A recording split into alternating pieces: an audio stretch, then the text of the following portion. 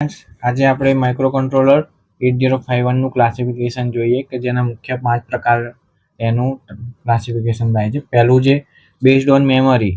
Micro controller 8051 ની જે memory છે એ બે પ્રકારે હોય છે. એક હોય છે એક્સટર્નલ મેમરી અને સેકન્ડ હોય છે ઇનબિલ્ટ મેમરી કે જેને એમ્બેડેડ મેમરી પણ કહી શકાય છે.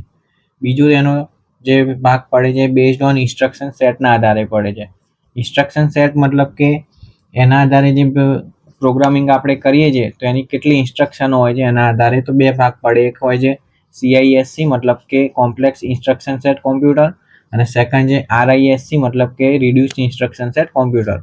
તો CISC ની અંદર કોમ્પ્લેક્સ ઇન્સ્ટ્રક્શન સેટ કોમ્પ્યુટરની અંદર 75 અથવા તેનાથી વધારે ઇન્સ્ટ્રક્શનોનો સમાવેશ થાય છે, જ્યારે રિડ્યુસ્ડ ઇન્સ્ટ્રક્શન સેટ RISC ની અંદર 35 અથવા એનાથી ઓછી ઇન્સ્ટ્રક્શન સેટનો સમાવેશ થાય છે. ત્યારબાદ જોઈએ કે બેઝડ ઓન બીટ વિડ્થ મતલબ કે જે ડેટા બસ આપણે જોઈએ છે એ ડેટા બસના આધારે એના મુખ્ય 4 પ્રકાર પડે છે. એક હોય છે 4 બીટ, બીજું હોય છે 8 બીટ, પછી હોય છે 16 બીટ અને 32 બીટ.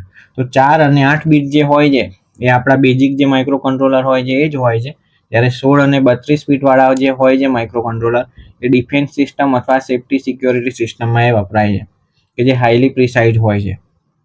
ત્યારબાદ જોઈએ બેઝડ ઓન હાર્ડવેર સ્ટ્રક્ચર. તો માઇક્રો કંટ્રોલરની જે IC હોય છે એનું સ્ટ્રક્ચર કેવી રીતનું હોય એના આધારે બે પ્રકાર પડે છે. એક હોય છે વોન ન્યુમાન મેથડ અને સેકન્ડ હોય છે હાર્ડવર્ડ ટેકનોલોજી વાળી.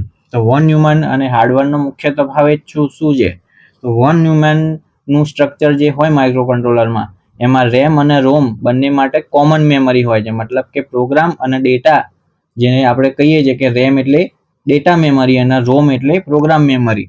તો રોમ અને રેમ બંને મેમરી માટે કોમન જ એક સ્પેસ હોય છે કે જેમાં વોન ન્યુમાન મેથડ પ્રમાણે. જ્યારે હાર્ડવર્ડ જે ટેકનોલોજી પ્રમાણે જો IC સ્ટ્રક્ચર કર્યું હોય તો એમાં સેપરેટ મેમરી હશે રેમ અને રોમ માટે. અને છેલ્લું જોઈએ તો બેઝડ ઓન પાવર સપ્લાય, જે પાવર કન્ઝપ્શન થાય છે એના આધારે માઇક્રો કંટ્રોલર 8051 ના બે પ્રકાર પડે છે. એક હોય છે લો પાવર અને સેકન્ડ હોય છે હાઈ પાવર. લો પાવર મતલબ કે જે આપણા રૂટીન યુઝમાં જે માઇક્રો કંટ્રોલર વપરાય એ બધા હશે, જ્યારે હાઈ પાવર માઇક્રો કંટ્રોલરમાં જે ડિફેન્સ અને સિક્યોરિટી સિસ્ટમમાં જે વપરાય છે 16 અને 32 બીટ વાળા એનો સમાવેશ થાય છે. તો થેન્ક યુ.